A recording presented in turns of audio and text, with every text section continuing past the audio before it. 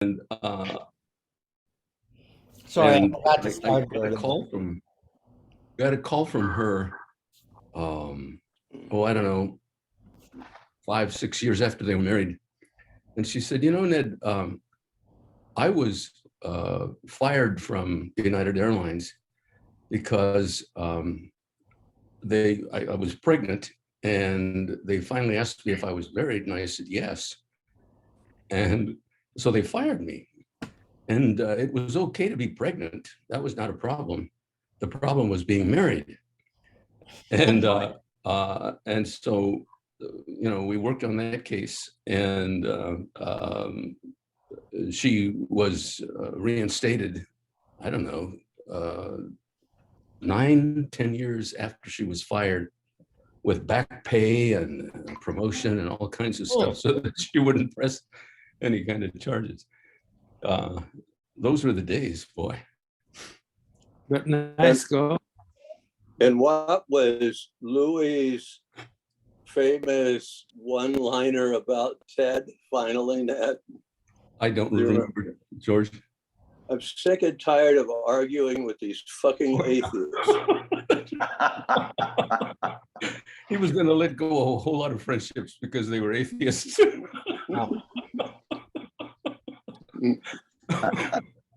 On the subject of flight attendants, having flown Spirit Airlines both, 4 times in the past month or so, I have to say I am very impressed with the, pun intended, spirit among the flight crew at that airline. I've never seen a group of people, men and women, who seem to be as happy with one another and as happy as with what they are doing outside of Trader Joe's.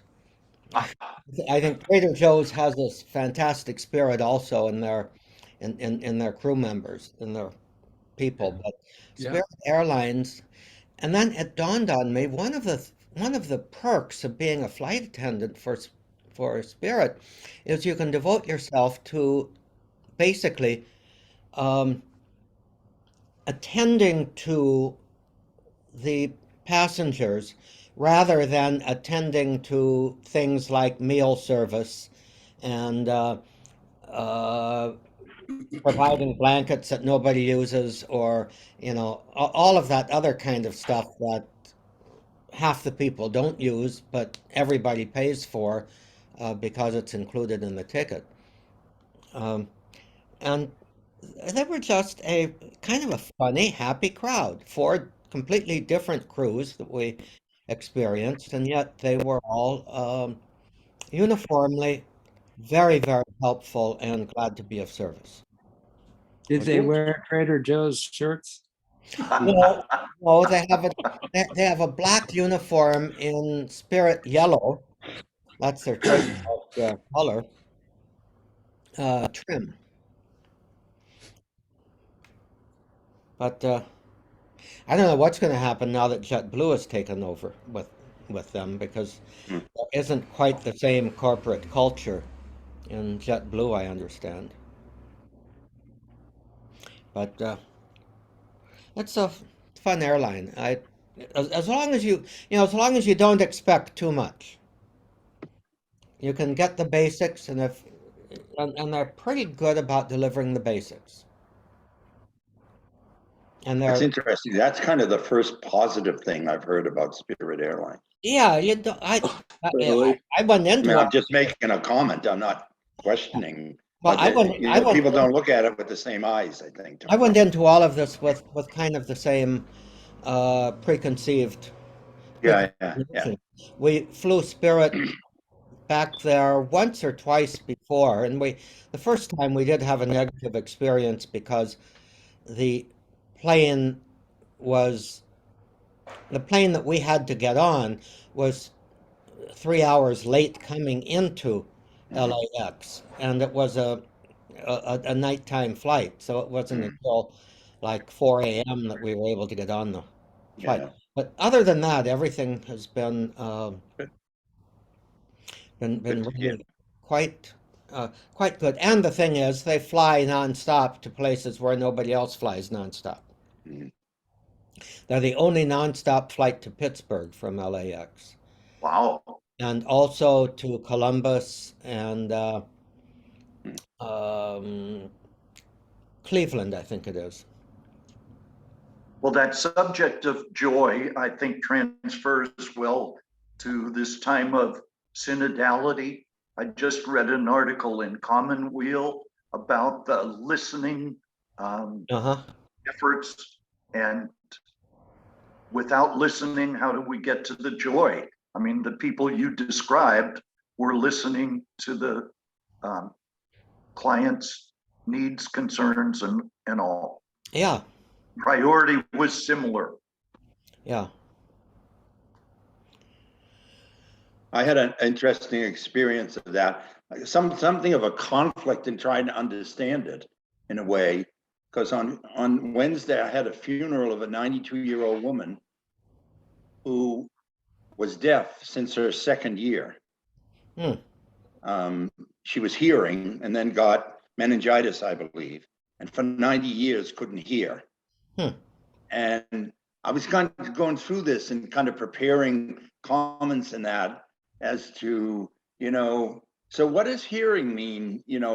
If St. Paul says, that faith comes through hearing and you can't hear, how does faith come?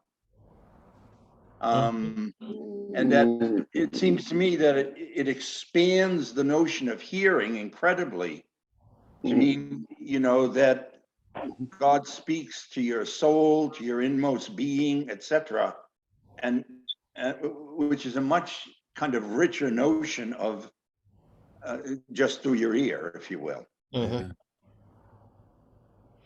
Yeah, that how did you develop that in the homily?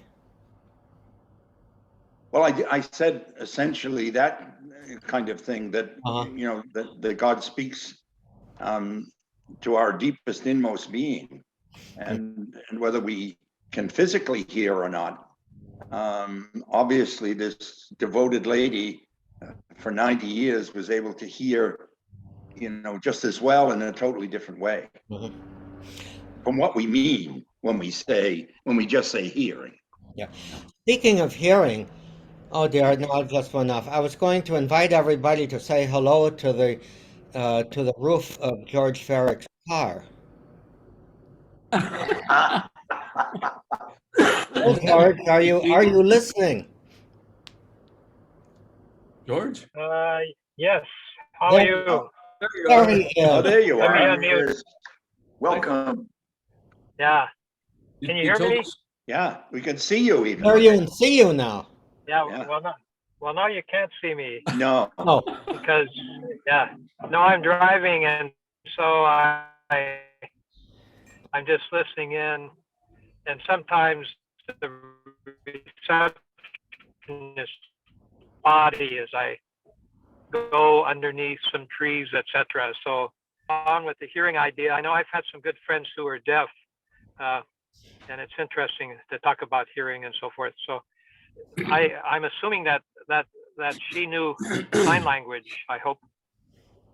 Yeah. Actually, there's in Boston, there's a apostolate to the deaf, and led by a deaf priest, but he wasn't available. But there's a hearing priest who knows sign language, and he came and concelebrated, and it was interesting.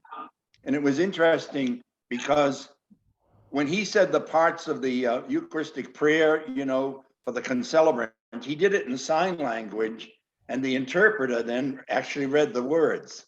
Oh, that's Oh, kind of the reverse. super. That's But wonderful. it was actually beautifully done. It was, there's a whole kind of, there's something in the air, an ethos or something about sign language Yeah. that is very beautiful. I've seen the priest who does who's the head of the deaf apostle, Sean Carey, say mass, and it's dramatic, but it's beautifully done. It's not overly dramatic. It's beautifully done. How he does the alleluias and the vestment goes up, and it's very interesting. One thing that struck me is that there's the deaf community in many places. I don't know whether everywhere, because George and I were involved in working with children with disabilities.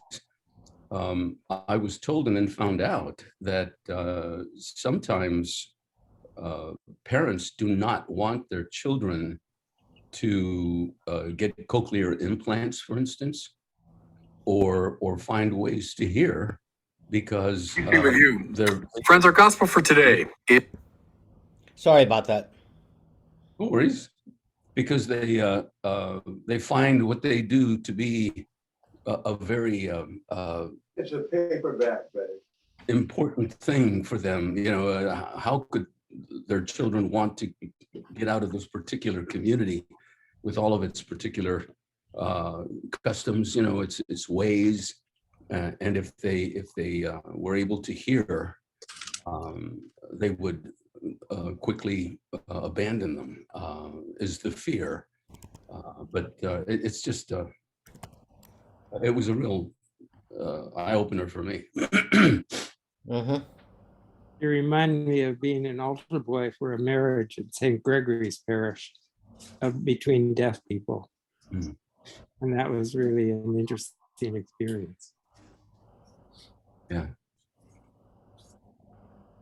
So I think that sheds a bit of light on the broader meaning of hearing Yeah. that is essential to the synodality. Yeah. Of listening. Yes. Thanks, As John. in By attention, the You way, started paying us on that. attention. You started us on that training, John. Thank you for that. Interestingly enough, Karl Rahner, who was studying under Heidegger, did his dissertation, and it was called Hearers of the Word, or des Wortes. So hearing is a big, big thing. Listening, even more important. Yes. Oh, boy. And there's a passive listening and an active listening. And there's a big difference, I think. yeah. Well, very definitely. And and that difference between active and passive listening does not necessarily require verbal feedback. But it certainly requires attentive body posture. Yes. I have to Well, I confess, think in active hearing, I mean, there's an investment of the person who's listening oh yeah. in the process. Mhm. Whereas in passive hearing, they're really, it's just absorbing the sounds and the intent or whatever. Mhm. Yeah, active It's an hearing. I thou kind of thing, I think, active. Yes. Yeah. That's what I was going to say. It's so you listen to everything, tone of voice, expression of face, movement of the hands, and then when you get past the hearing, you notice things that you wouldn't otherwise, and someone can be saying something and not meaning it, and you can see it, you can hear it. Or you can hear somebody saying something that they believe with all their hearts, and they really want to tell you about it, and hold it up so that you can see the various facets. Mhm. I remember when I met a parishioner of Terry Halloran, and she spoke Spanish. And I asked her in my broken Spanish, how did she like him? And her answer was, "El habla," which meant he not only speaks, but he listens, I think. El habla. Mhm. Yeah.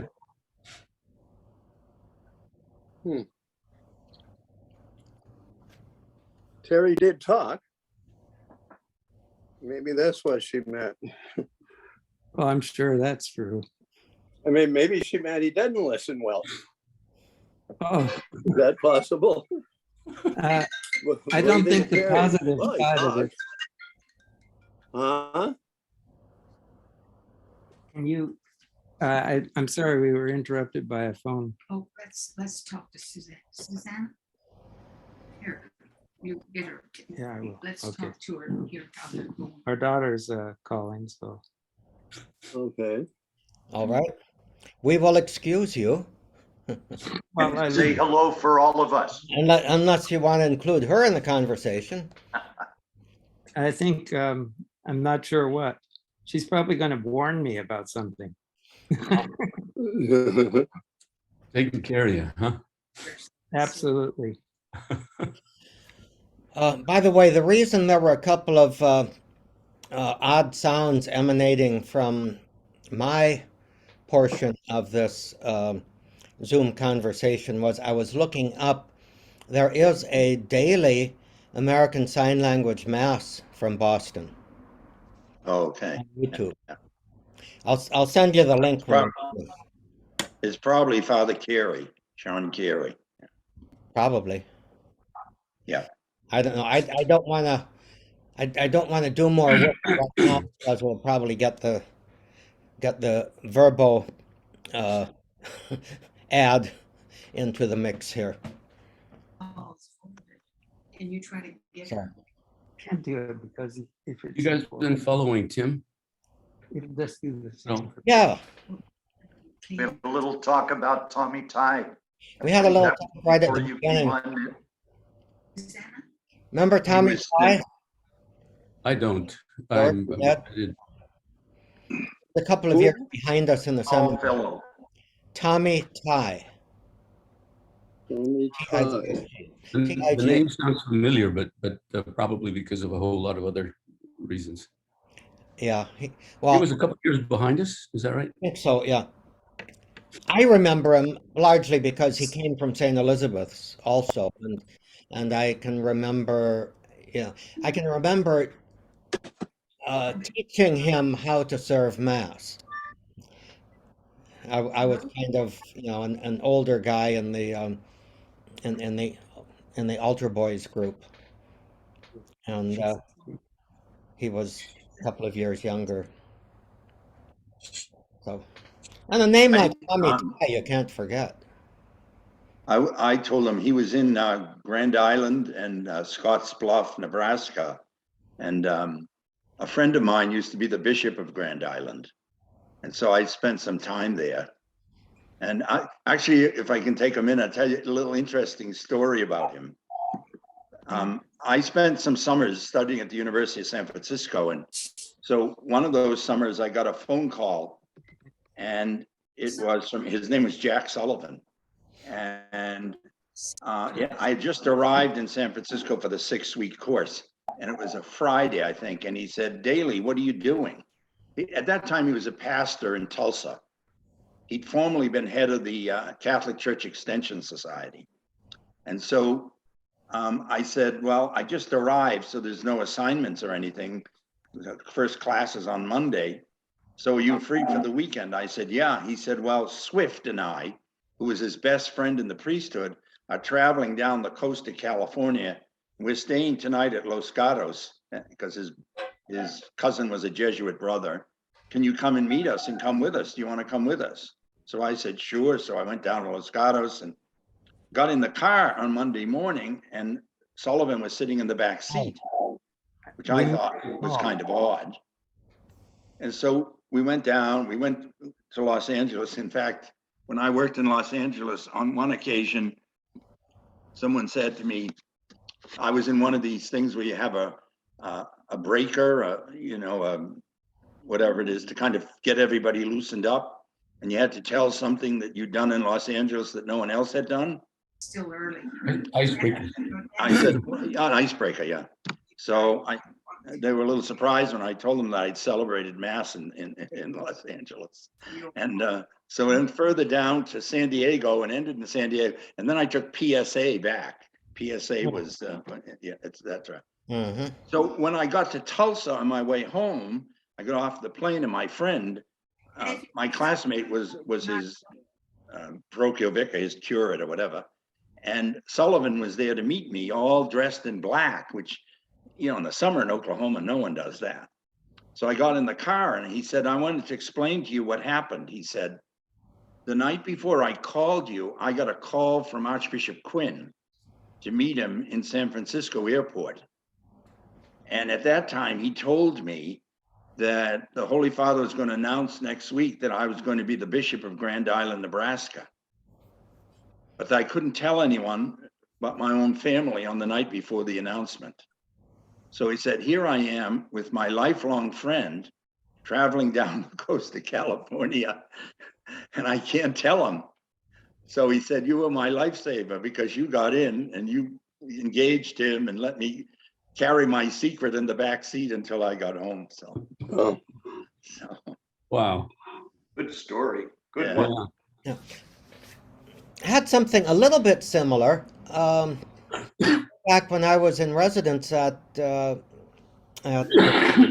Charles in North Hollywood, living in the little house on the next street, I had invited Steve Blair over for, I think it was for a pasta dinner. Fred's class, right? Yes, yeah. Yeah. one of And our bishops. he told me later that he had just been told that he was going to be a bishop that day. And here we had this nice relaxed dinner and he couldn't say anything. Yeah. Sullivan had a sister-in-law who was very iconoclastic, and he sent her his official picture. And she said, I'm going to hang it in the bathroom over the toilet so your brother has to look at it and I don't have to. Talk about iconoclastic. Wow. That's funny. I have a similar story. My spouse and I were at dinner out in San Bernardino with her brother, the bishop then of that see. Mhm. And San Antonio in Texas, where he had grown up as a priest, and for which Roger had snatched him to bring him to LA to California as a bishop, supposedly anyway, was vacant. And there was a very hot rumor that he was going to be appointed to that see. And McCarrick had told him that, and McCarrick, Roger told him that, and he kept saying, my brother-in-law kept saying, nope, won't happen, because I sued Cardinal Law in a civil court for indemnity. It's not going to happen, guys. And I said, so what's the story out there at San Antonio, Ricky? Are you going to get appointed that? And he says, well, I'm here, and it's a Tuesday night. And I said, maybe it was a Monday, I forget. But anyway, well, what's the significance of that? He says, these are always announced on Tuesday, right? Is it Tuesday? And he said, so if I were going to be the Archbishop of San Antonio, I think I would be in San Antonio. But Chaput, no, what's his name? Gomez. Was it Gomez or Chaput? Gomez. Yep. But he was the Archbishop. Gomez is there, I'll tell you that much. And, the next morning, Gomez was announced as the Archbishop. So, what the heck? Was Wow. Gomez an auxiliary in Los Angeles? He was an auxiliary in Denver. Oh, okay. Yeah, Yeah, auxiliary in Cleveland. Denver, and then I think, Santa Fe? I don't know. That would have been before Denver. He was Archbishop in, he was Chaput's auxiliary, but he was Archbishop. I think it was not Santa Fe, No. El Paso, Okay. or San Antonio. San Antonio. That was it. He was Archbishop in San Antonio. Yeah, he Yeah, was. that's Yeah. we're talking about Gomez, right? Gomez, yeah. Yeah. Yeah, But so he wasn't in Los Angeles before he went to San Antonio. No, he Okay. was in Colorado somewhere. Okay. I Yeah, think Denver Yeah. is an auxiliary to Chaput, I think. But he wasn't, he was Opus Dei, so he wasn't really belonging to any diocese. I guess. Yeah. The personal prelature, as it were. Yeah, when Frank was talking about what does it mean to hear, Ned, I can't find it. I've been looking for the book, and I've had Betty looking for the book. But remember in Barron's Now I See book, Yeah. where he talked about this famous experience Thomas Merton had in Louisville, Kentucky, Yes. where he saw everybody on the streets as kind of almost like C.S. Lewis talks occasionally about having great stature, and the dice are rolling because what kind of person is this person ultimately going to be? And he talked about Fred, maybe you can help me with this, because it was like almost like a faculty, Merton thought, and I think he stole it from somebody else, didn't he? Maritain, I don't know.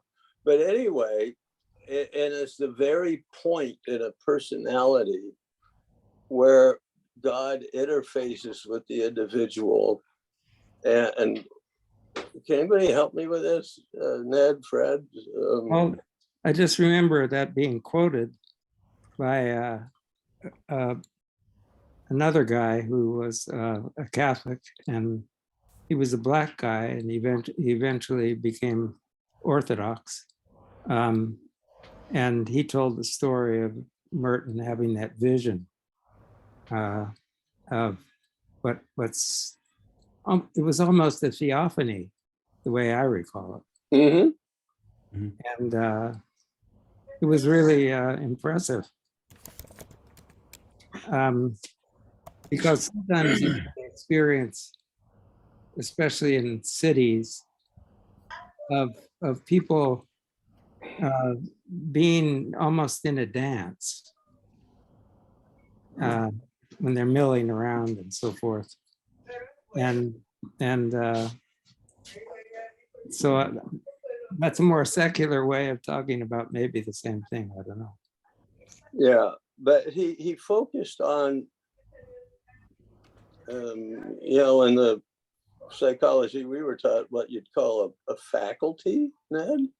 Yeah.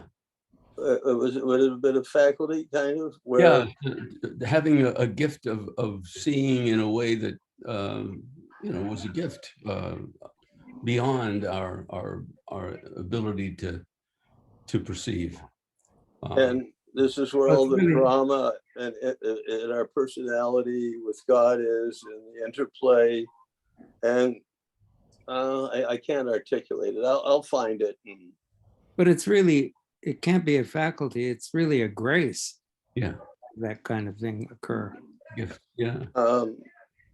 I just can't remember it well enough, but it was very consistent with what Frank said about what does hearing mean, and how do you hear, and when do you hear, and all of that. Mm-hmm. There was a Jesuit writer named George Maloney. Who, loved him. I know George Maloney. George Maloney writes about kind of around that, in that world, if you will, and especially his book Invaded by God is very much, invaded by God. Invaded is kind of it's a stark word. Yeah. But there is a certain starkness to it, but it's much broader than that. And he ended up, Fred, also, he died, I think, as a Ruthenian Orthodox priest. Maloney? George Maloney. He was a Jesuit. Yeah. He was at Seal Beach, California for, I think, the last of his days. Well, he actually died with a Ruthenian priest and his wife somewhere in Tennessee, I think. Oh.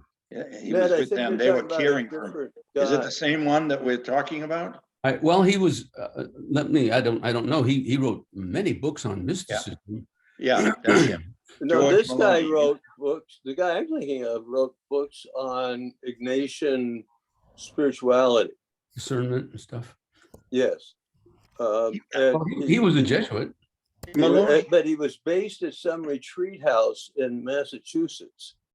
well, maybe, are you thinking of Taft, No, No. Barry?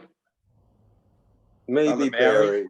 Yeah. Maybe Barry. Maybe Yeah. I'm confusing. Yeah. He just died. He was in, well, he was living in the Campion Center, which is the Jesuit house for older priests, but it's also a retreat center here just outside Boston.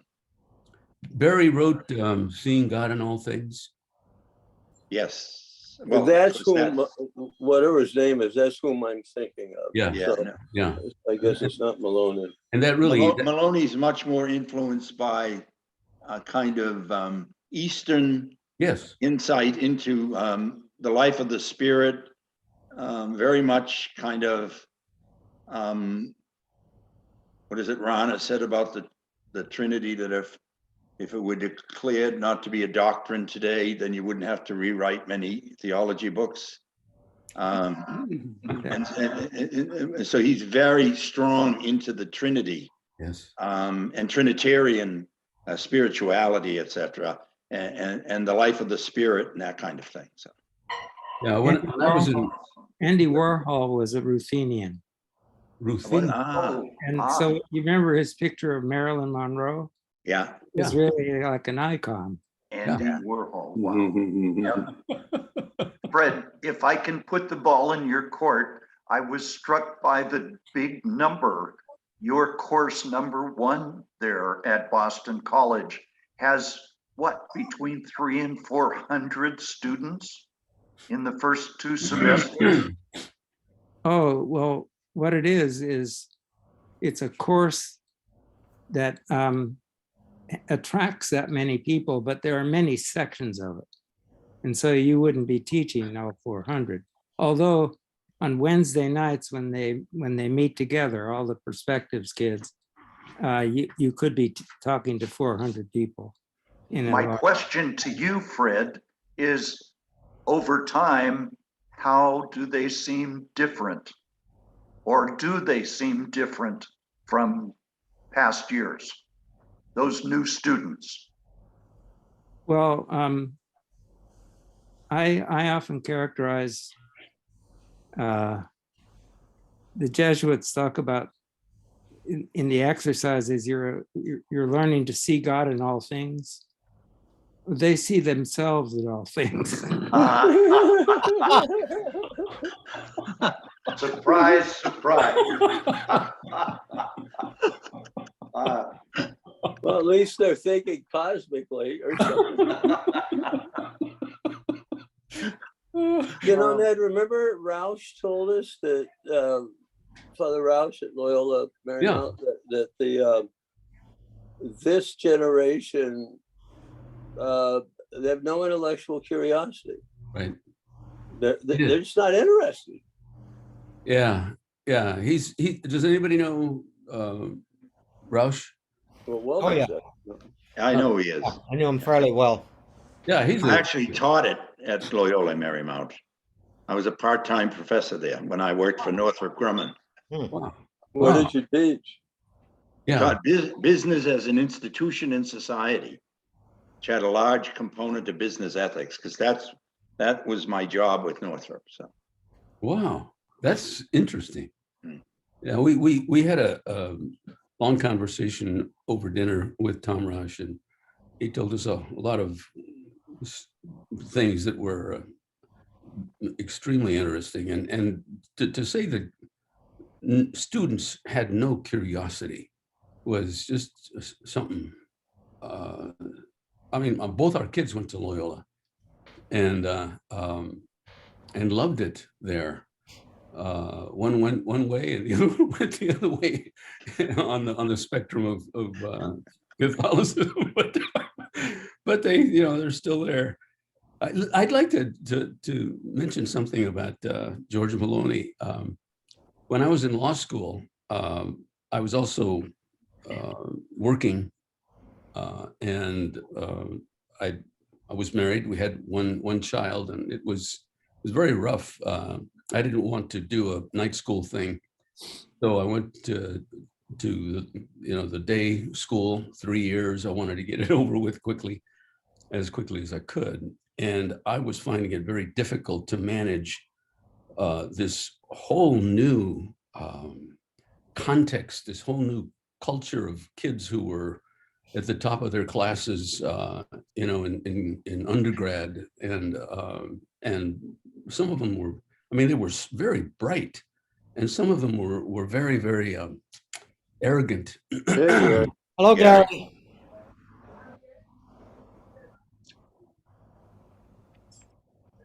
Gary, Yes. are you there? Yeah, there you are. Yeah, there's Gary. Yeah. Anyway, I was having a whole lot of trouble, and I wanted to find some way to calm myself so that I could get everything done in the best way that I could. And I got into meditation. There's a guy by the name of, is it Robert Benson? I can't remember, who was at Harvard and wrote several books on meditation. And he claimed that he had distilled all of his studies into one method of getting into the meditative state. At the time, Father Ryan was both of our spiritual directors, George's and mine. And I talked with him about trying to calm down, and he said, well, you just got to pray, Ned, or, relax, and, et cetera. He'd take me off on little trips. But I did learn how to use this technique of meditation. And at one point I got so that I would go into this meditative state and I was oblivious with respect to time. I was aware of what was around me. I had my eyes closed, however, but my wife would walk in and see me and move around, and I could hear her, but I was really focused. And at one point in the middle of this, I wondered about my father, who was dead, deceased. And I asked God about my dad. And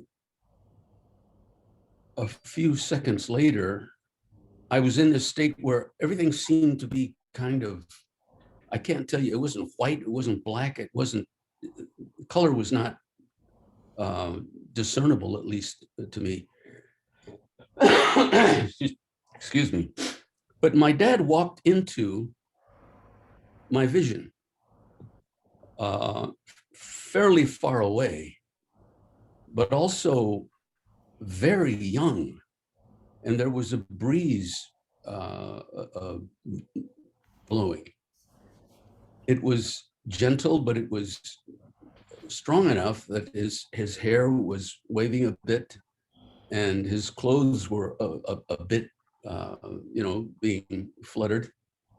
And he was going like, waving his hands and his arms like this to me and smiling. I couldn't believe the happiness that he was just emanating. It was just this light of happiness and the waving. And then slowly his brothers, he had 5 brothers, began to walk into this vision, and they all stood there from far away waving, and this, again, this light of joy and happiness. When that was over, I had gone almost 3 hours in this meditative state. And so Meditative.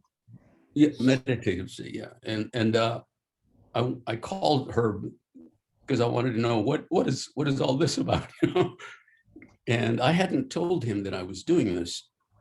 And Herb said, "What are you doing?"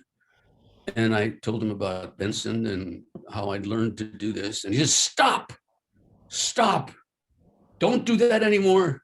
I have to figure this out. Herbie was excited, and he didn't want me to get into this anymore. And I said, okay, okay. He said, I don't know what this is about. I don't know anything about this. So just stop it and I'll figure it out. And in the meantime, I found this book by George Maloney. The Fire of Christ or something, I can't remember. The word fire was in it. He had lots of that kind of stuff in his books. And I was so taken by it that I tried to get a hold of him and found him in Seal Beach, California. Or I found his address and found a phone number and called it, and he answered the phone. And I told him why I was calling him, and he said, well, come on over. So jumped in my car one day and went over, and we took this long walk on the pier there at Seal Beach. Couple hours walking back and forth. And he finally said, no, you don't stop. I know her, Brian. Don't worry about it. He said, you're doing everything just fine. And all those long periods of time, that's just being in the presence of God. That's simply resting in the presence of God. And that vision that you had, that was just God telling you how happy your dad and your uncles are. They're in heaven. And so I picked up the phone, called Herb and said, hey, Herb, I've been talking with George Maloney. Who? George Maloney? Yeah. Oh, okay. About this stuff? Yes. Fine. Do what you want. Just follow George. He'll let you know. He'll guide you. He'll be fine. I don't have to worry about you anymore. Maloney was this wonderful man. And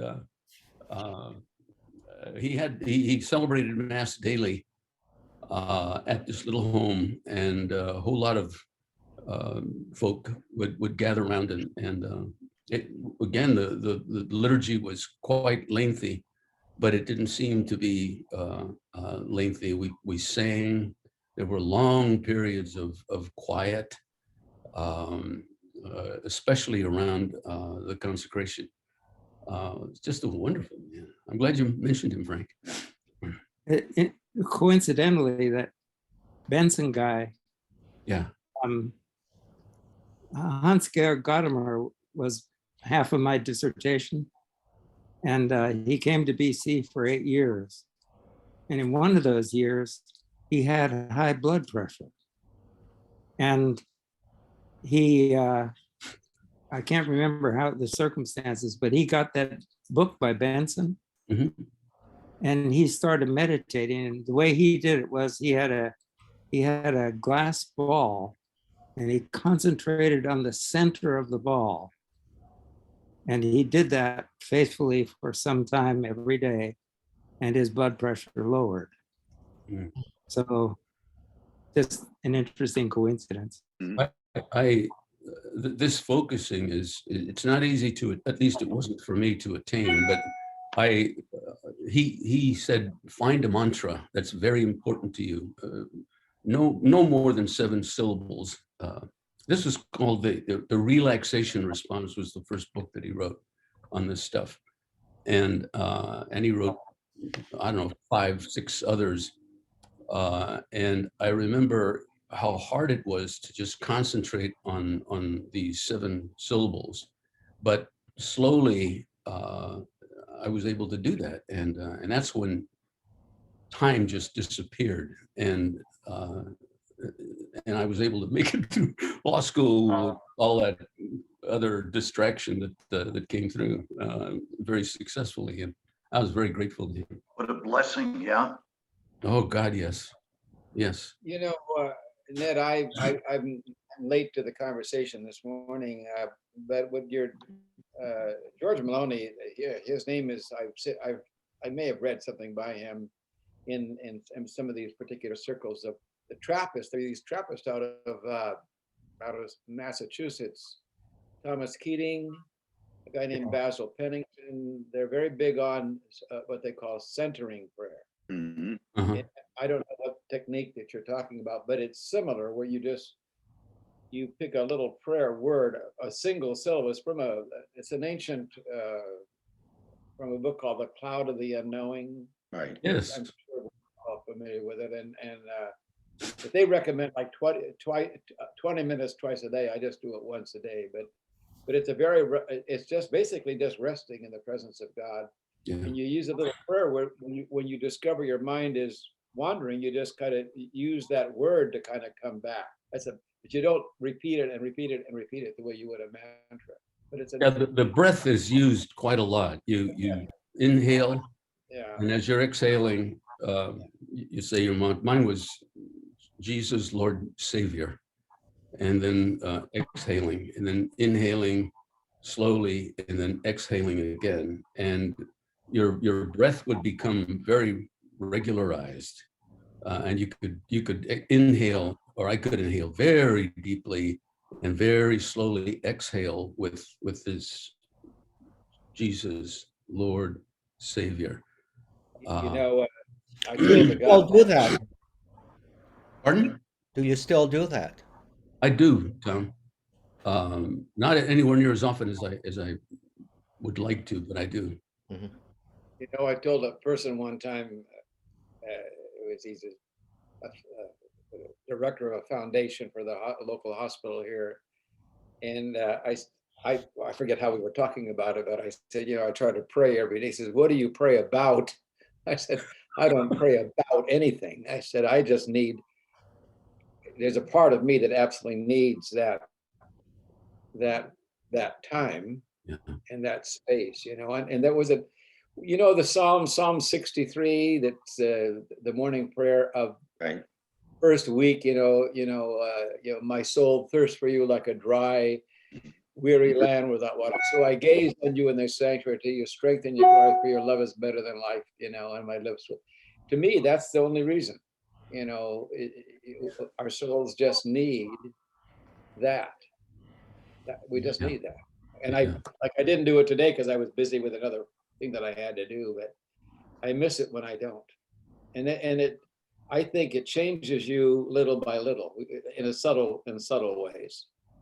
You know, it reminds me of this. There's a 17th century French Carmelite brother Lawrence of the Resurrection, who has written about. It's very simple, actually. It's called The Practice of the Presence of God, and there's no structure. It's just kind of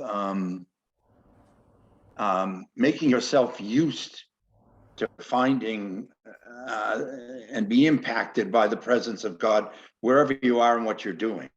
It's kind of like your computer default is to savor the presence of God. And I think as we get older, we begin to need a kind of a more contemplative kind of relationship with God. I mean, I thought, when I came back to the ministry, that I toyed with the idea of seeing if I could go to a monastery, but I said, well, my age, who's going to, they're just going to end up taking care of me or whatever. So that isn't going to work. But that notion, for example, that all of the things that we've done in the past that are really structured, like, and not to denigrate them, like the rosary and novenas and all of that kind of stuff, that they've kind of kept us from this whole kind of way of being in God's presence that is so simple, it almost looks like it isn't legitimate because you're not suffering to go through it. And what it does, it seems to me, is it takes God's perspective rather than ours, so that he's there all the time. I mean, I find it in the car sometimes. I'm driving along, I'm listening to something I really like, and all of a sudden it strikes me, I want to be with him. I turn the radio off.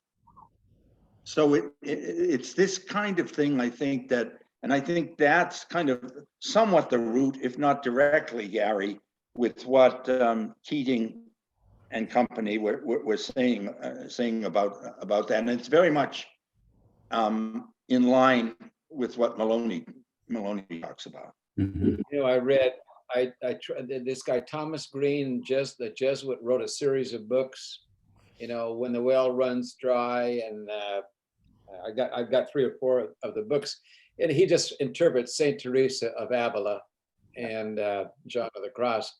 Of course, Warren Halloran says, why don't you just read them? I never have read the sources. I read the guys who read the sources, who make it much easier for people like me. But I don't know where I heard this, but she described contemplative prayer as just wasting time with my friend who is God. You know, just basically. And you know, it's right. I mean, I have my little prayer stuff to do. I start off with morning prayer, and then I read, you know, Richard Rohr and this guy named Don Talifas. He's a 90-some-year-old Benedictine who writes a little blog every day from Collegeville, and then a few other things that I said. I just got to get through all that to get to what I really want to do, which is that, you know, taking the time. And you're right, it'd just be so much better just to start that way and forget everything else. But it's very refreshing to me, very refreshing. Does anybody have any insight as to why Maloney chose Orthodox affiliation rather than Eastern Catholic?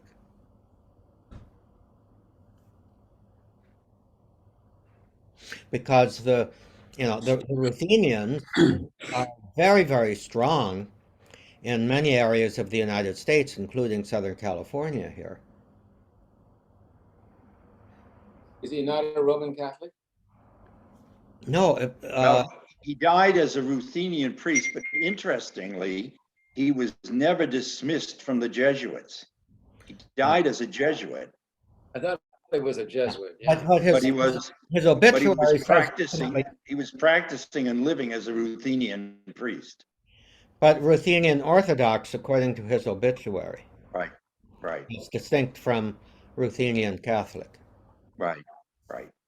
Are there any real operative differences between Ruthenian Orthodox and Ruthenian Catholic, liturgically or the prayer light wise? Well, I think it's relationship to the Church of Rome. Other than that, I mean, Other than that, not in particular. I think that you can be Ruthenian, these days you can be, I think, Catholic Eastern Rite and be fully in tune with Orthodox spirituality and all that, and theology. Yeah. Francis, Well, you know, like Trinitarian emphasis and the whole notion of mystery, Yeah. and its centrality to spirituality is very much part of Malonian, I presume, Ruthenian Christianity. But it's a good question, Tom, because I don't know what the difference is between the Orthodox and the. Yeah, and I really don't know that there would be a much difference, except with regard to, you know, relationship to Rome and the Bishop of Rome as the Pope. More than one of my serious students who are serious about their prayer life really went to the Orthodox Church. Mhm. And somehow or other, it seems to encourage that, more in the way that Frank was talking about, that book that helped him, Brother Lawrence. It's not, it's more or less shutting up. Like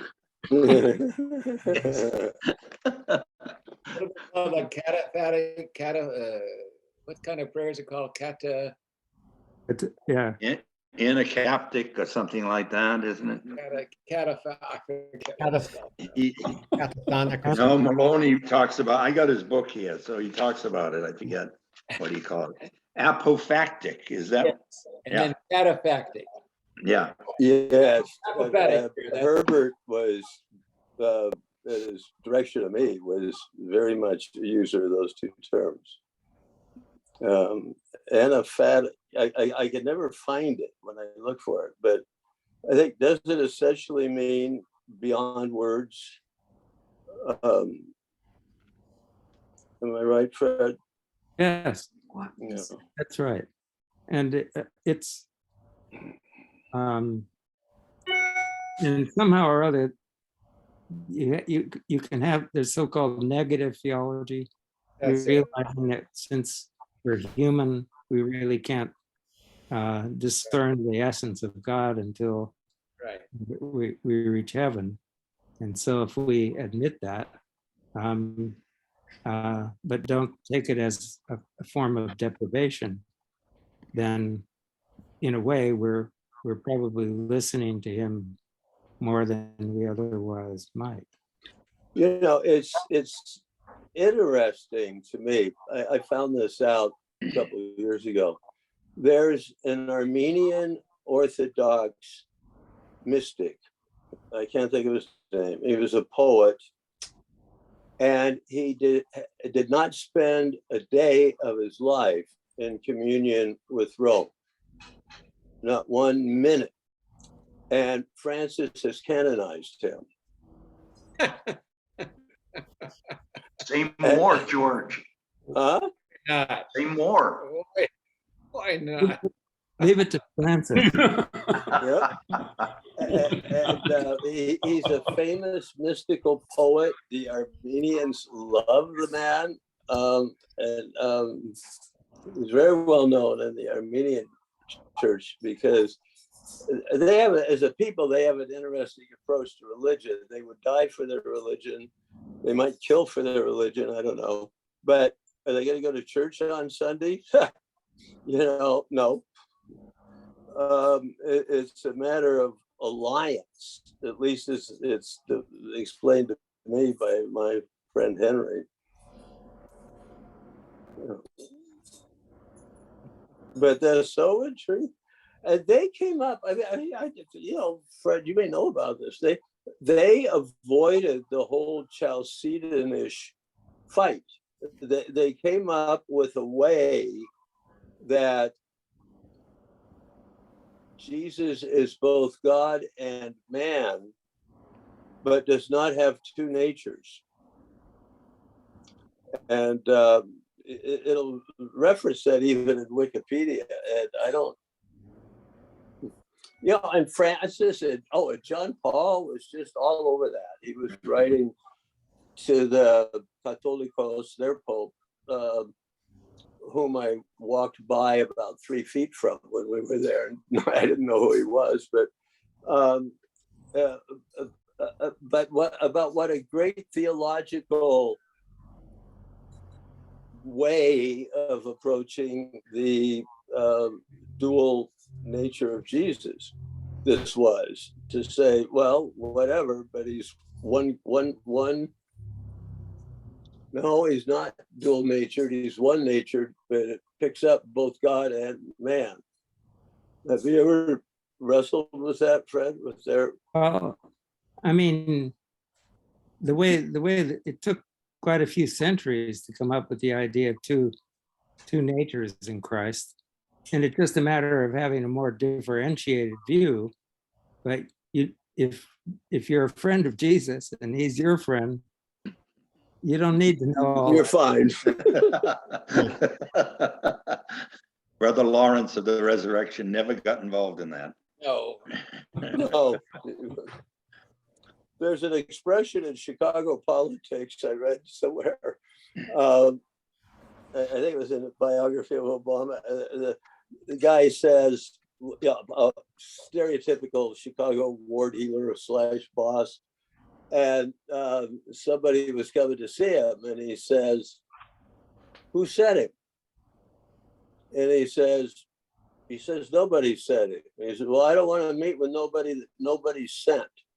And I don't know how that fits quite into what we're talking about, but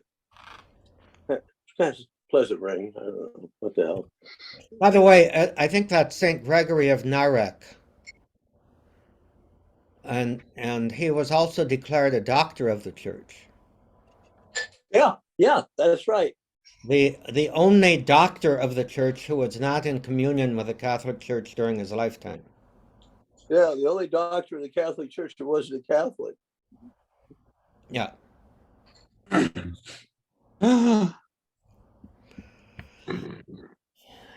So some things are happening. Wait till church militant learns that. Have you read, speaking of church militant, these people that are adopting the rosary to go with their weapons? Oh, that's that article in the Atlantic Monthly. The article Tom sent us Yeah. in the Atlantic. That really raised the ire of your buddy Barron.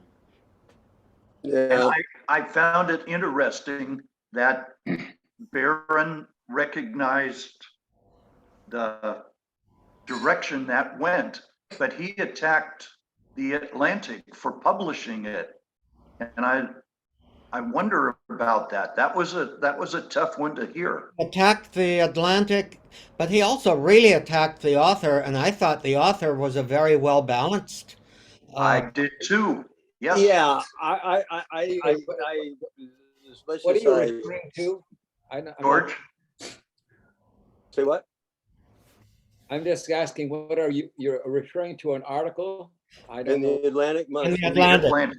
Last Yes. night, I sent out a link to that article. It's an article basically pointing out that a lot of the right-wing militants are, adopting the rosary as a symbol of their, quote, Christian nationalism, and sort of associating the rosary with the other, quote, spiritual weapons like AR-15s and the things it's going to, With militarism. Yeah. defend us against the godlessness of the Democrats. I Yeah. couldn't understand what Barron was all about in that. That was a tough one to hear. Yeah. He was, for example, in the middle of it, one of the ironies was in the middle of it, he said something like, well, spiritual combat. When we talk about spiritual combat, that's not what we mean. We don't mean military. I mean, it seemed to me, what came to me immediately was, did he ever hear of the history of jihad? The jihad originally means an internal struggle in search of perfection, and has come to mean war. Yeah. So, I thought went right over his head. Well, and And then then he finished off with anti-Catholicism, which was a total diversion Yeah. from actually these people are trying to co-opt elements of Catholicism. Yeah. That's what that article was about. and then he Yeah, said he was Right, incensed by the Atlantic. right-wing. I didn't. Go ahead, George. I thought the article was kind of incoherent, but just the guy didn't have his feet on solid ground when he was writing it.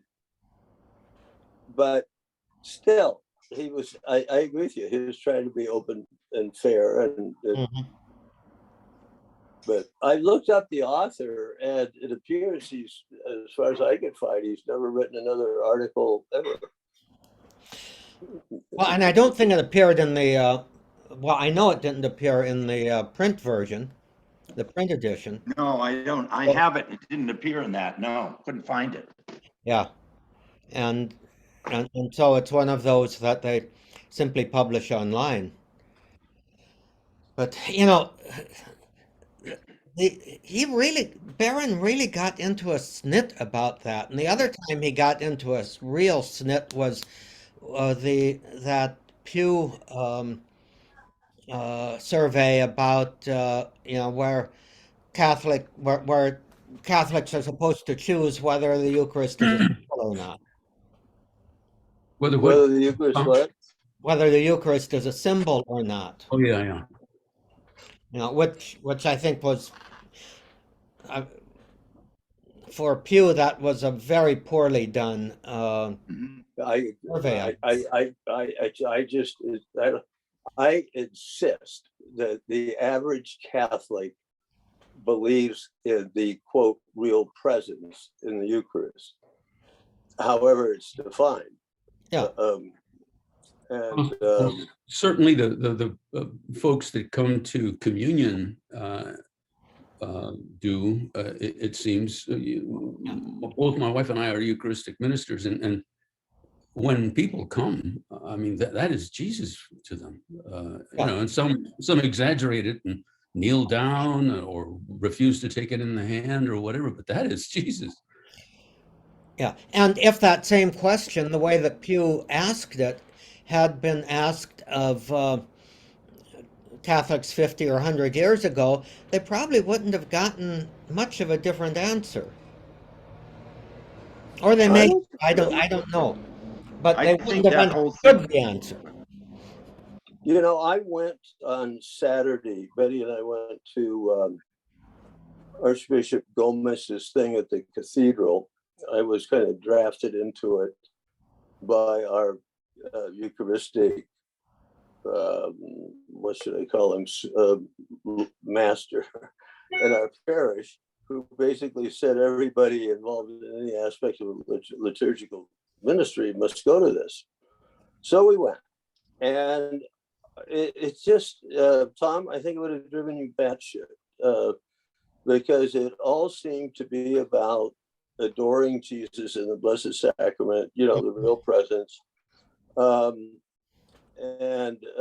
was no wider than that. Yeah. It didn't seem. Yeah.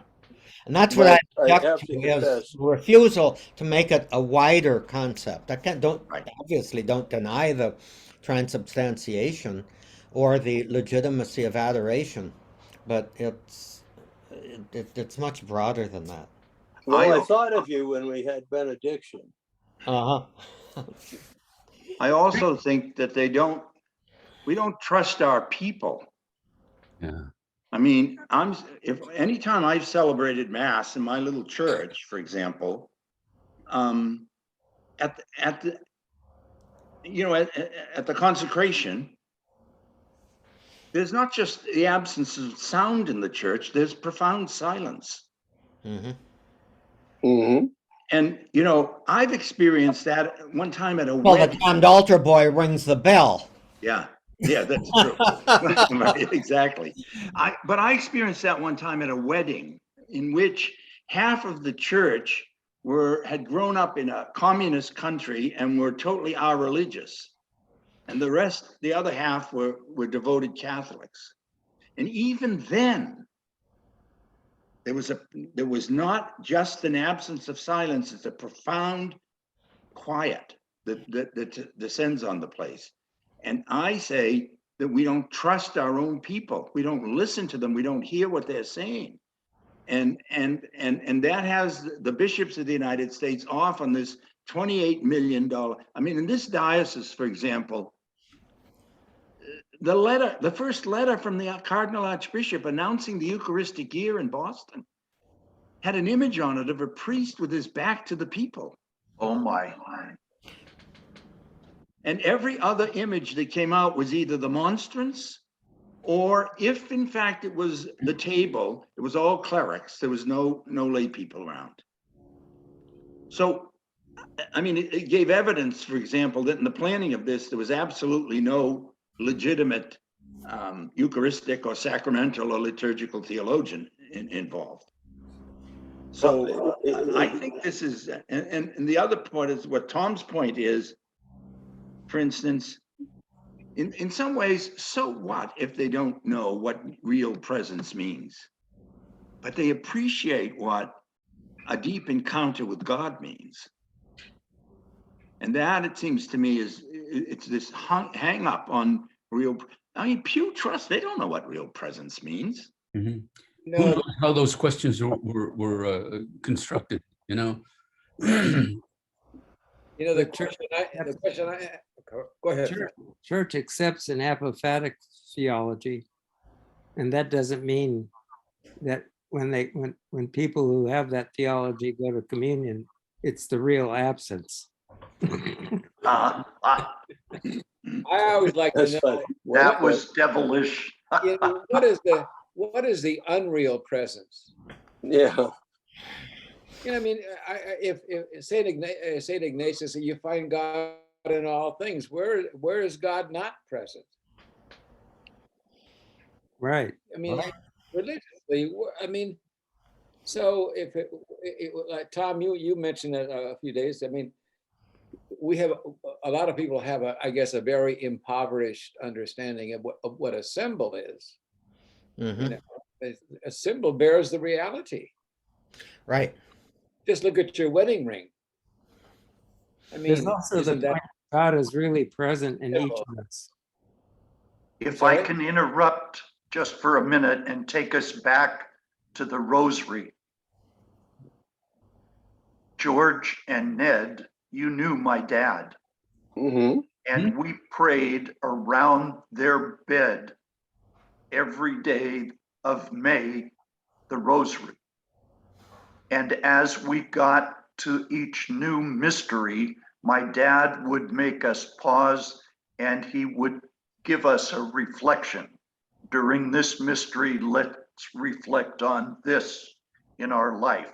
I mean, I can't think of any more simple faith than that we reflect on the mysteries. And we've lost some of that, I think, of those mysteries of the rosary. And that came to mind when I read this, Tom, this article about the militarization. Yeah. But Frank, I think you're talking about us paying attention to the simple faith of what my dad reflected in the prayer of the rosary. At least paying attention to that.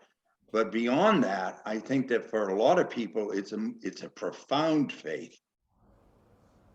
And so, for example, in today's world, we're not, there are people there who can argue with you, for example, about what the meaning of real is. I mean, we're talking to a generation of young people who say when something is really real, they say, that's unreal. I'll bet Fred hears that a lot. You know, my dad was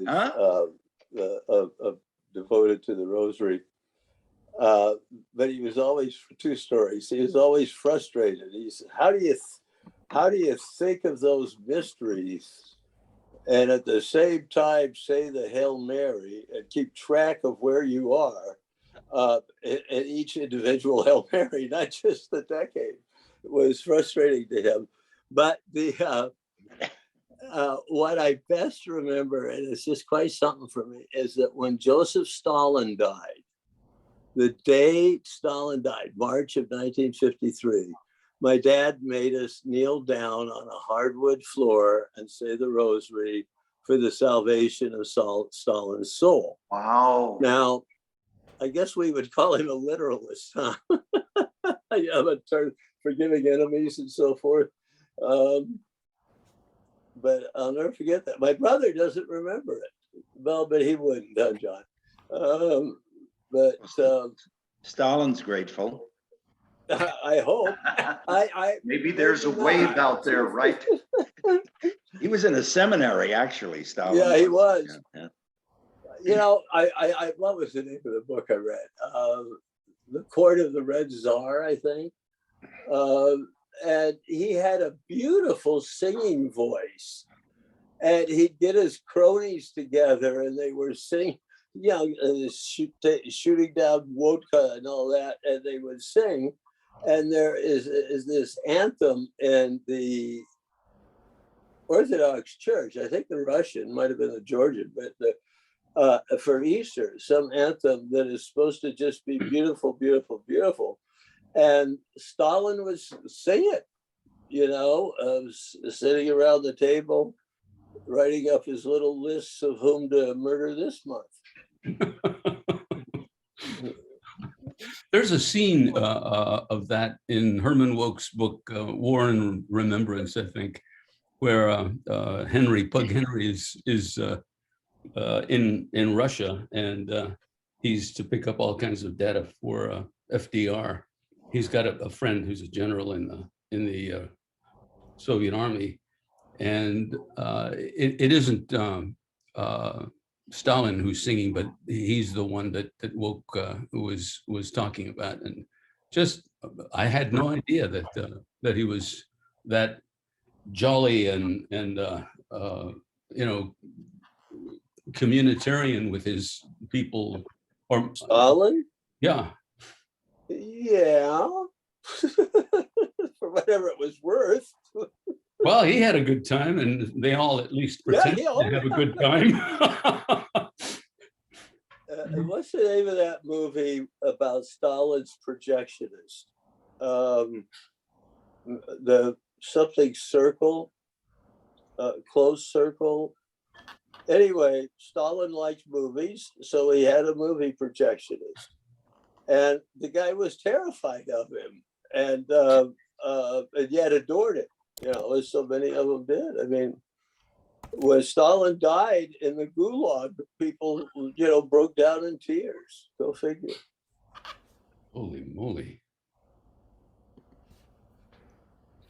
The Inner Circle, 1991. Inner Circle.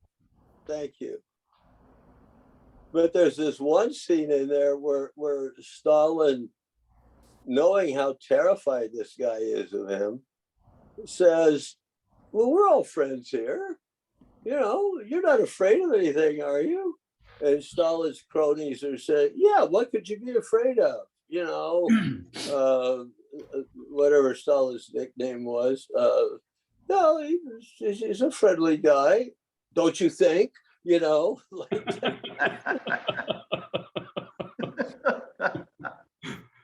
Hey guys, let me ask you something. I really, as you probably all know, because of how I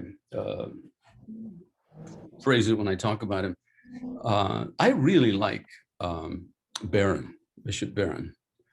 I've now read several of his books, and especially this, and now I see that George was just talking about. I really think that's a wonderful book.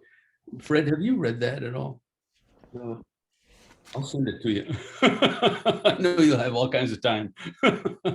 But, he really, there's some kind of erratic part of him. Erratic? You think so? Erratic. Well, by that I mean, I don't so much mean with respect to teaching, but with respect to his reaction or response to people, like Tom was just saying with respect to this Atlantic article. Atlantic article, yeah. Yeah. What do you guys? I find him exhilarating sometimes, particularly this book, And Now I See, which he wrote way. His first book he ever wrote, man. Yeah. And anybody hazard a characterization or a comment about Barron, Robert Barron? I'm totally dedicated to the daily reflection that he gives on the scriptures of the day. It is strong contemplation material for me. I was surprised at the way he presented this Pew article and responded to it with what's her name, Flannery O'Connor's comment with respect to the Eucharist. To hell with it. Yeah. But Tom, what do you think? Fred, whoever. Okay, I'll put my 2 cents worth in.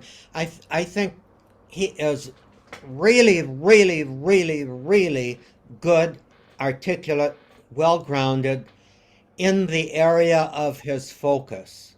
And I don't think he can see that area of his focus in any positive relationship with much outside of his focus. How would you define his area of focus? Thomistic. Yeah. He really does buy into the split following the council between the communio people and the concilium people. Mhm.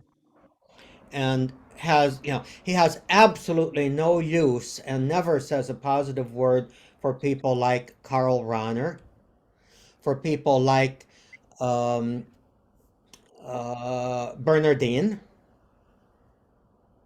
I've never heard him mention Bernardine. His, Are you Cardinal Bernardin?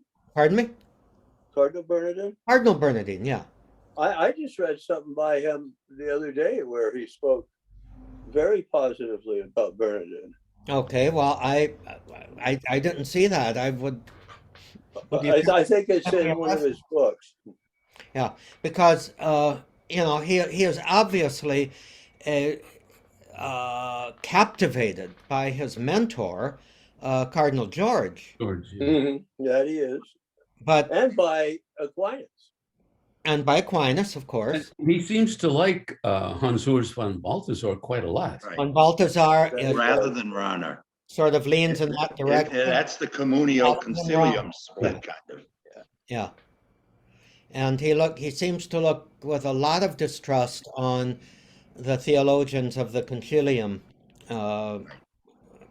persuasion. Right. And You Fred, Well, I remember when he described his seminary experience and how Rahner was taught to him in the seminary. It was awful. And so he thinks Rahner is awful. That's my opinion. I mean, if you read Rahner's prayers, what could he have against those? Yep. But I suppose he never even looked at the prayers because of the way Rahner was portrayed by whatever teacher taught him. Right. And he sees evangelization of culture being through beauty. And among other things. but there's a big emphasis on beauty. Yeah. But Yeah. his concept of beauty is the medieval cathedral. Yeah. That's true. And he doesn't seem to emphasize any kind of development since the art of the Middle Ages as being, I guess I want to say, worth his attention. I know that's. He seems to like Lonergan. He does. He's Yeah, always he's saying mentioned good him stuff about Lonergan. many times. And he also likes Rene Girard. Yeah. Whom I'm a big fan of his also. Well, I think there's this kind of eclectic side to him, he's not a thematic kind of thinker. Some of it, I think, is influenced by who's listening to him. I think he has moments when he preaches, he's brilliant. I mean, he gave a homily, I think it was the 19th Sunday in Ordinary Time, where the first reading was Abraham and the sacrifice of Isaac, in which he talked about, he led people through this, leaving your comfort zone, like what Abraham did, yes. and moving on because of your trust in God, et cetera, et cetera. And at the end, he said, the kenosis, that's exactly what Jesus did. Yes. Left his comfort zone and Yes. came in. And that's what salvation is. I thought it was brilliant and beautifully put together. On the other hand, he'll come and say, he'll take a position where, you don't know, for example, he'll take the Rahner von Balthasar split and totally embrace von Balthasar as if Rahner has nothing to add. Yeah. And that's because there's this whole thing that's happened in kind of Roman Catholic theology, in which Rahner is criticized because he starts with human experience and applies revelation to it, whereas von Balthasar is starting with revelation and then bringing human experience in afterwards, and that puts Rahner on the outs. Things like, for example, the anonymous Christian, very much on the outs. And so he's embraced that kind of split, And it makes him sound like he's, many times when he talks, that he's trying to please the powers that be, rather than actually give some evangelical leadership. And on the other hand, he has these brilliant preaching at time, that he's really, really good. So I'm of two minds about him. Well, I appreciate the comments. I really like the man. I like what he says, particularly his preaching, Frank, as you said. He does sometimes appear to be sure that he's not going to be offending the authority in the church. And also, his idea of evangelizing through beauty, I think, does sometimes overemphasize, the medieval. Anyway, what do I know? Well, I think there's a different, it's subtle in some ways, but not so subtle. A difference between saying something that sows a challenge in the mind of authority and getting them all pissed off. Yeah. I sometimes. And I think he tends to avoid both. Mhm. Which doesn't, in my mind, speak all that much for him.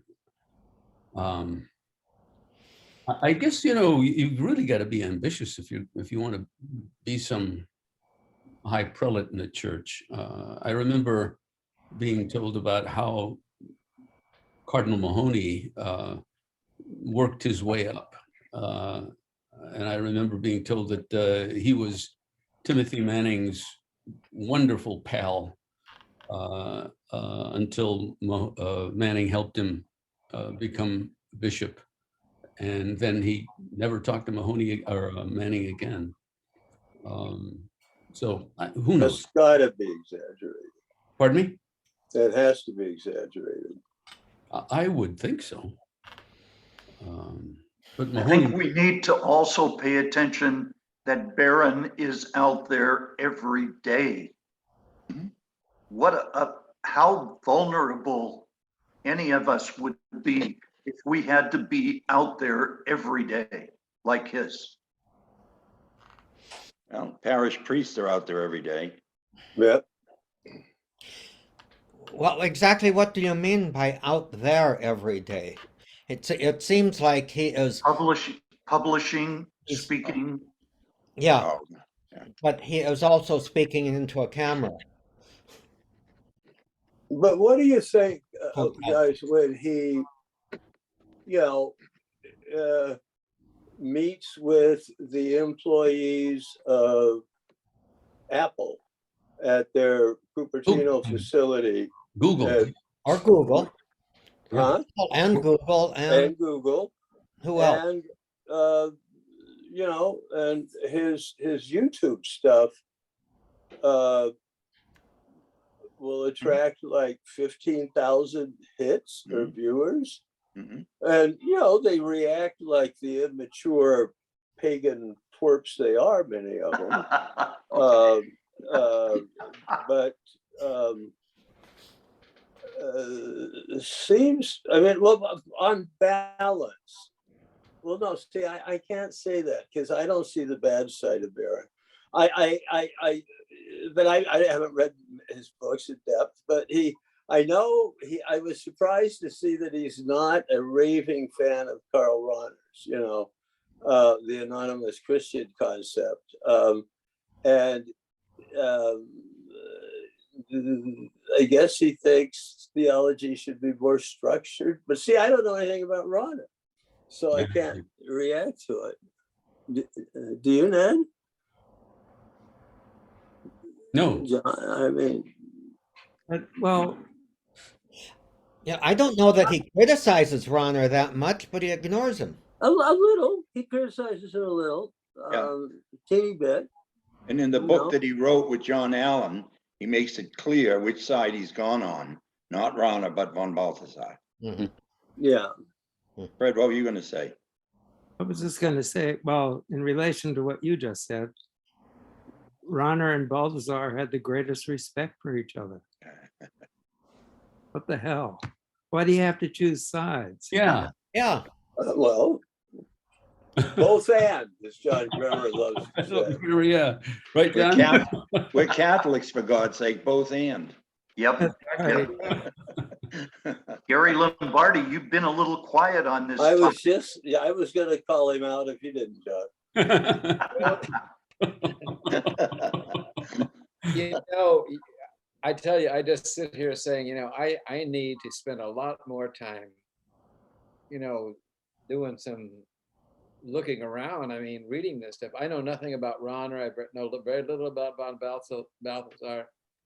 I used Barron's, I forget the video series. Mhm. The Catholic. is it called Catholicism? Yeah. There's George. Hey, George. Hey, George. Yeah. Hi, Hey, George. guys, I'm back. Hey, I wanted to catch up and add something to the discussion briefly. Okay. Well, you're Just a- allowed. Have you been Is this a good listening? time? Yeah. Okay. Yeah, you're taking me off the hook. You go right ahead. I didn't want to butt in. No, I just came. I just came from my semi-annual teeth cleaning. oh yeah, you look Okay. wonderful. Yeah. Yeah, you're why didn't they do anything else? I know. I should have asked for the full face job, but there was no discount. I'll wait till there's a discount on it.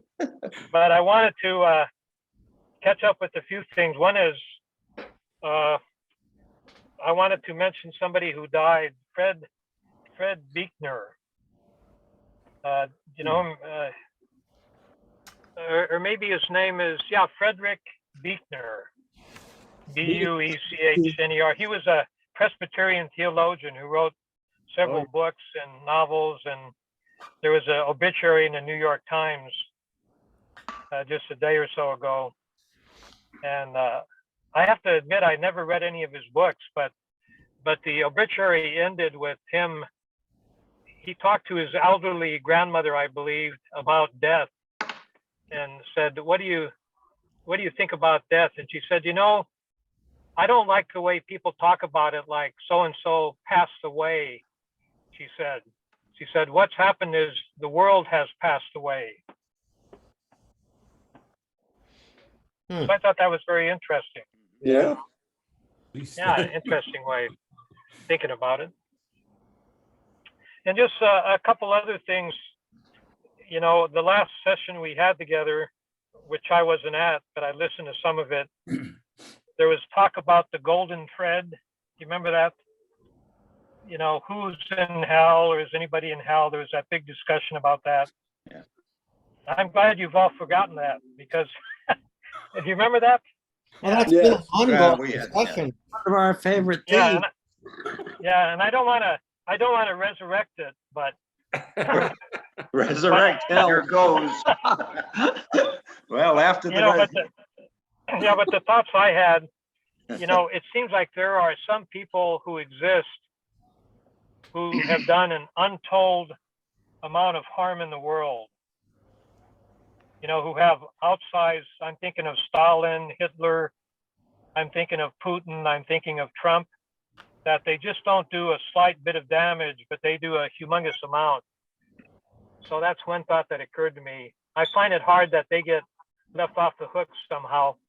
But the big thing that occurs to me is that in Buddhism, there's a great respect for areas of what they call not knowing and not knowing. And I guess as I listen to the discussion, whether there's a hell or not, or who's in there, I put that in the category of not knowing and stopping. I don't think about that anymore. I just take that off the shelf. No headache on that. Yeah, just not knowing. But it does seem like there's got to be some sense of justice in the universe. So that's the other thing that. But I'm not in charge of that. I'm not on that committee, so I'm not going to waste energy on that one either. I think you have a big ally in Cautino in How Big Is Your God? That Ah, yeah, same right. path. Yeah. And then the third thing that struck me was the laughing Buddha. Bob isn't on this call, are you, Bob? Bob He's Deschampier? not. No. Not with us, no. But he talked about the laughing Buddha, and I guess when I heard that, you know, in the midst of the Ukraine war and you know, people dying and the amount of suffering, there's also another Buddha which I'll photograph and send it to you, but it's a Buddha who's kind of bent over in, not in agony, but kind of experiencing the pain of the universe, it seems like, you know, and then Richard Rohr this week, some of you that read Richard Rohr, he had an item on pain and love. You remember that? Just during this last week, he talked about pain and love going together. And I just, you know, to me, the laughing Buddha is, I'm putting him in the closet and I'm bringing out the other Buddha of pain and suffering, because that seems to be, you know, I know like 4 or 5 people that are dying on their way. You know, I'm also in the exit line, you know, it's just, and I just think of the people in Ukraine, you know, I can't even read the articles about it anymore in Afghanistan and the girls there, what they're suffering, you know, the whole change of life they've experienced and torture. And it's just, there's just a lot going on. So anyway, I just wanted to reflect back on some of the thoughts that occurred to me from the last discussion where everybody was present. So, Thank you. yeah. Would you concede, George, that Buddha should at least laugh one day a week? Yeah. Oh, yeah. Sure. Come Or out of maybe the he can laugh. closet. Or maybe Friday during the day morning. too. Buddha come Yeah, out during Friday mornings. the day too. Yeah, maybe in the morning or late at night, or maybe if you wake up in the middle of the night. Yeah. Yeah, Yeah. if I can just ask for prayers for someone. Yes. Yeah. I don't know if you read in the papers this week about the bizarre tragic accident that happened in Milwaukee, where this man from Providence and his wife were visiting in Milwaukee, and they were leaving on Monday of this week to come home, and they wanted to get to Mass for the Feast of the Assumption. So they were walking across a bridge that raises to let boats go through over the Milwaukee River. And the wife, you know, was kind of into athleticism, etc. And she was walking faster. The husband's more contemplative. He was walking slower, hard of hearing, and he was looking at his laptop. And when he entered onto the bridge, the lights came on and the barrier came down. And he didn't hear it. So she was safely on the other side where the church was. They were going to Mass. But the bridge went up and he went up with it, Oh, dear. holding on for two minutes, and then fell to his death. His name was Richard Dujardin. He was a religion writer for the Providence Journal for many years. His daughter and her family were parishioners, and I actually celebrated the renewal of their 50th anniversary wedding vows. So if Oh, you wow. could say a prayer for Richard in that bizarre, tragic Yeah. accident. Wow. That is. Yep. Ed, back to you. May he be waving to his family members. Right. Yeah, right. Yeah, that's Thank you, really John. something. Yeah. Wow. I had a thought. You know, I find, like all of you must, that Trump is reprehensible, Yes. but I tried to pray for him, Yeah. and I think it's important. Mhm. And Yeah. and we don't just pray for the good guys. Yeah. Right. Pray that he maybe will see the light in some fashion. One Well, hope. Yeah. I know Or that be- during his presidency, I told my sister-in-law who told me at one point, she said, everything I read about, because she told me one day that she considered Barack Obama to be evil. And I simply, I didn't know what else to say. I said, that takes care of the conversation. I don't know what else to say then, but I asked her, what do you think of Donald Trump? She said, everything I read about him and everything I've heard him say convinces me this is during his presidency. She said, convinces me that he's a patriot. And I said to her, I don't agree with you, but I said, I want you to know that I pray for him every day. And I did. And thank you for that. I will continue, because if anybody needs it. Oh, yeah. Yeah. And I share with Yeah. you, George, I mean, the other day I was thinking, I would love to experience, what do you call that thing? Schadenfreude? Gaudium malum. Yeah. I'd love to see something happen to him where I could just say, oh, thank God. Yeah, right. Terrible. Yeah. Where he, And then confess it. huh? Confess your gaudium at the misfortune of Yes, another. and I'd be happy to confess it. But would you genuinely repent? No, Would you amend your life? it would be very hard for me to repent. Well, I would have to refuse you absolution then. Go to you. I'll find some deaf Jesuit. Good one, Fine, Gary. Pope Francis, that's Pope Francis. He's never Oh. refused as absolution to anyone. So, Yeah. But I just want to say, I haven't said much because I just, a lot of times, and more, I am listening to all of you talk. I said, I'm just amazed at the breadth of your interests and the zeal with which you follow your interest and what you, I just sit back and I say, I wish I had spent more time doing all this, I mean, reading about these. I know very little about. Yeah, but Gary, you were busy living it. Man, you Yeah. were doing it. I Yeah, said, don't worry And about studying about it. evangelizing. everybody Yeah, else, to me- everybody else was too, but I mean, Yeah, to me, you're a living book of theology. well, I think I think I know I was a part of these teams that did training for people in the catechumenate, and Yeah, I remember telling, I think it was Jim Dunning or whoever was in charge at the time. I said, Jim, I'm not a theologian. I'm not a pastor. I mean, I'm not that well read about it. He said, but he says, you have an experience that seems to, and I think I do have an experience that resonates, but it's. Gary, I think you also have that gift that we talked about earlier, yeah, John. that you are a listener. You hear. Yeah, but I mean, so I'm finding all this fascinating, and then the concept you said that what was his name? His mother said that it's the world is passing. I'm not passing away. The world is passing away. George, did you mention that? George did. Yeah, he did. Yeah.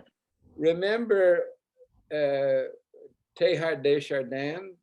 Didn't he ask the question, are we human beings having a spiritual experience? Are we spiritual beings having a human experience? yeah, that's pretty similar. And in my, there've been a few times on my I call it my cardiac walk. Every day, as much as I can, I try to walk in the morning. Sometimes I've been thinking, we're just participating in God's life. We're just participating in it. I don't know how else to say that. Scratch the just.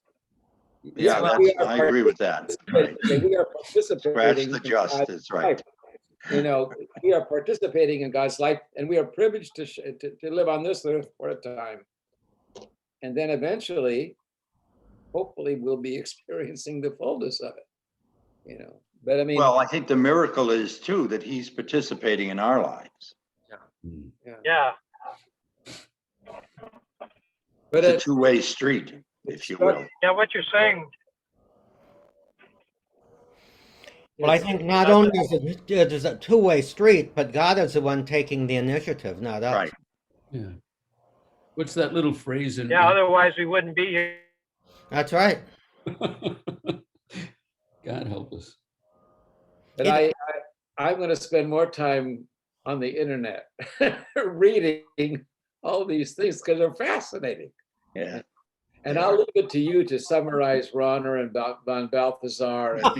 And then I'll just learn from you the way I learned everything else. I never read the sources. I just read people who figured it all out and wrote the book. So. Yeah, me too. A little note on Barron. He's just published this. It's called The Liturgy of the Hours.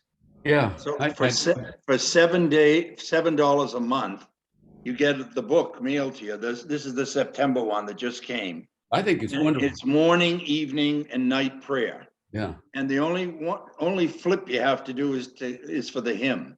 Mhm. So, for example, if there's a saint on the day, you don't have to flip around for his, or you don't have to flip around to 688 to find Psalm 63 and the Canticle of Daniel, etc. Yeah. So it's a very interesting experiment to see how that works. I find it really good, actually. I have the Breviary on the iPad. It's called what, Yeah. iBreviary or something? No, it's no different, but it's just that for those of us who like the book and who like to be able to go back and check and all that kind of Yeah. thing, it's so much easier. And it's also a reminder because it's red and Yes. it's sitting around.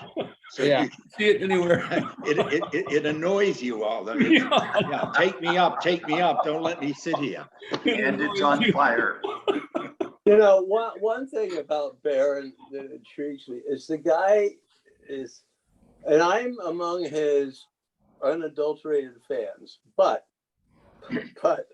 I guess I'm adulterated because he just seems sometimes to be such a hot dog with his advertisements. And I remember at Christmas there was one, and I think it was on the internet, and he was running some special, and he's sitting there in a parlor, and it's Christmas time. And there's a fireplace with a fire. There's a dog by his feet. And I don't remember if he was wearing a sweater or not. Who's this, Bing Crosby? And Gotta remember, he's got a team, a marketing team for that word on fire. I know, but it is his great video opus, Catholicism. I mean, it intrigued me because he says, well, now here I am praying at the tomb of our Lord at the Holy Sepulchre. And, here's Bishop Barron. He walks up to it, makes a sign of the cross, or Father Barron then, kneels down, closes his eyes, and he's praying.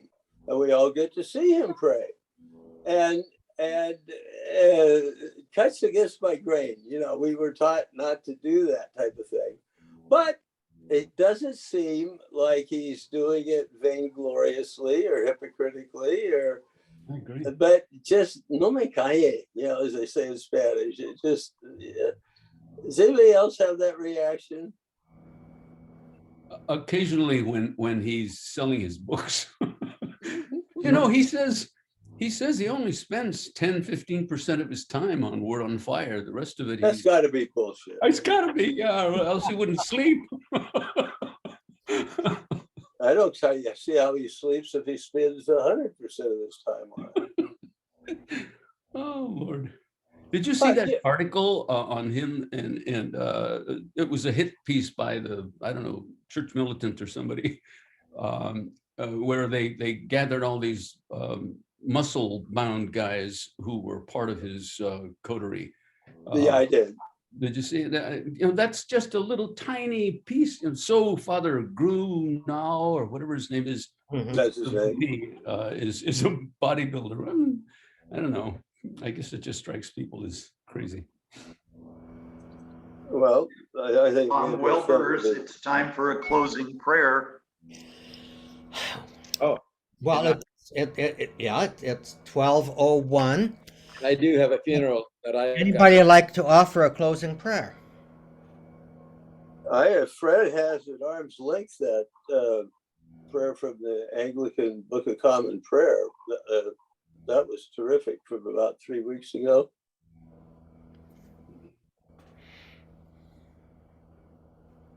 Just happy to have right here. You put him on the spot, George. Good for you.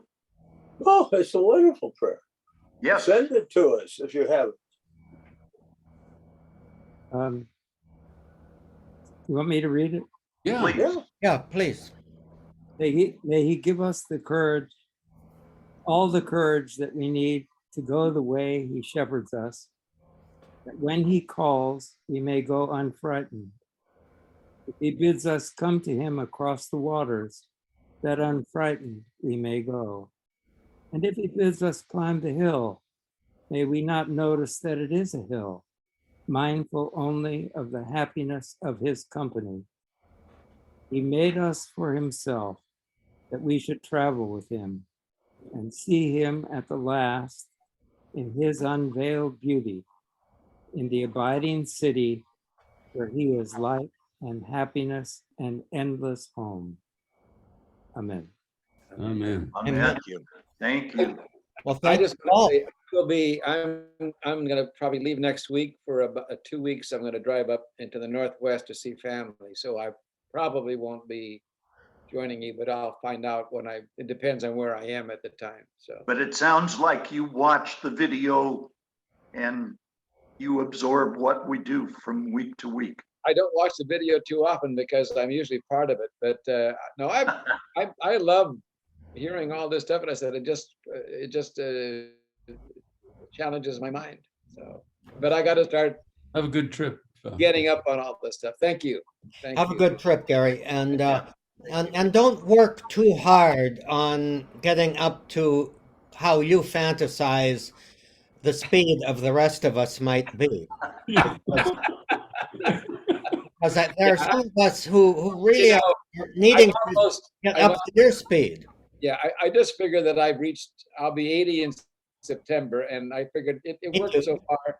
Maybe I can make it work a little longer. So All right, fellow octogenarians or budding octogenarians, Yeah, adios. thank you. okay. Ciao, ciao. Look up email.